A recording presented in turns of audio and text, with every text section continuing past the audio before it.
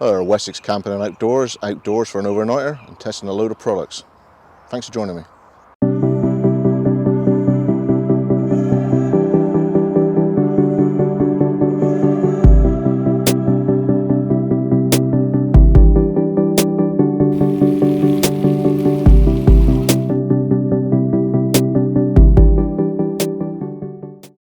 Hi, Wessex Camping and Outdoors. I'm going to show you a small, light, foldable camping chair. It only folds down into a pack this big, so it's of a size that will strap to a rucksack, as opposed to the camping chairs that you get normally. You know, those big umbrella ones that are about that big, last about 3 meets, end up in the bin at the end of the session. I'm going to take it apart, put it back together, put it in its case, show you how light it is, and it takes my weight. I'm 17.5 stone, and it seems to be coping with no creaks whatsoever. So join with me now as I take this apart, put it back together again, and this really nice and light camping chair. So the case itself has sort of piping around the outside, big zip, and a molly type section on the side there. 1, 2, 3, 4. So you put that in there like that. That's good enough. And everything stays in one piece. So you've got a shock cord, just like a tent. Aluminium poles, feet on the bottom. I want to be mindful of this Velcro strap around the outside, because in a minute that's going to be used to bundle them all up. That one goes like that.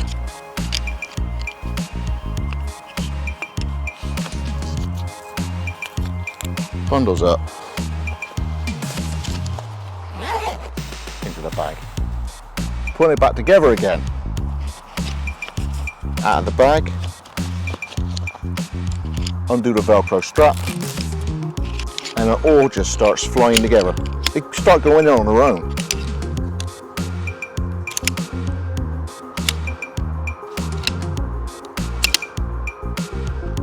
That's it. So you find the 2 tall ones. There's the back. Arrange the seats, and all you do is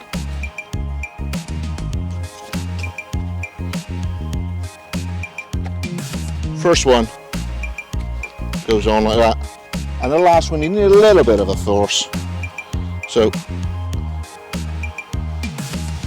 a bit like stringing a bow. Give it, in fairness, the slope. I'm not going to go diagonal, I'm going to go with the slope. 240 pound, and you're sat at a campfire.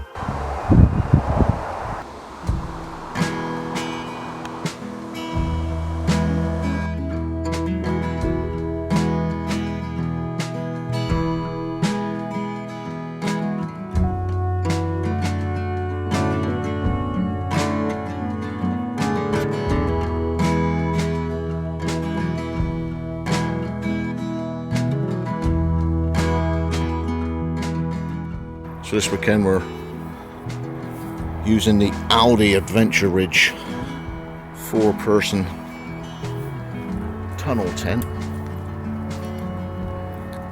High value. So you got 2 long poles, 2 shorter poles.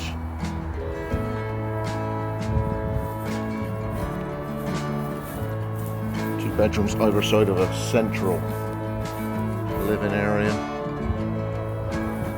Drop down covers there for windows, drop down cover for windows, door rolls up. So Velcro guard there for a rain flap. That would be for a bedroom on the side.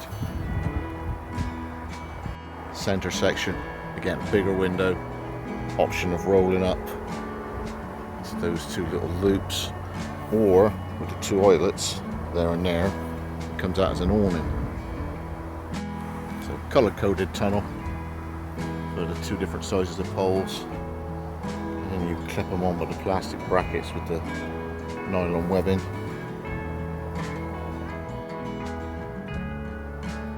And you got high-vis, well, nylon strings and not paracord quality. But I've had a previous one and just as the life of the guys was going, that's when it was the end of the life of the tent. So I had 3 years out of a previous one,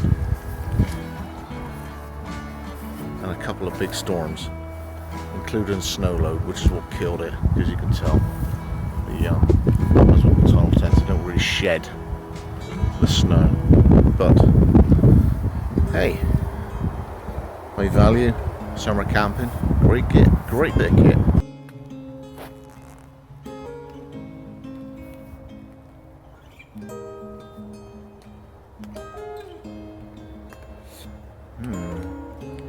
Rocking the Aldi Adventuridge 4-man tent, which is just about big enough for 2 blokes. We work out. So Mitchell's that side, I'm this side.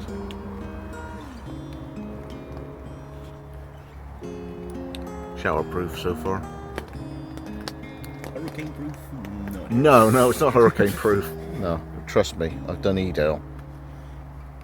Tunnel tents are no good in decently strong winds.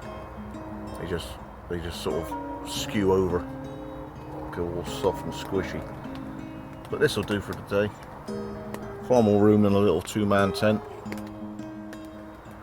Door each side, one that side, one this side. We've got to get the gussets done down there as well, on it with Velcro. But hey, it's doing it.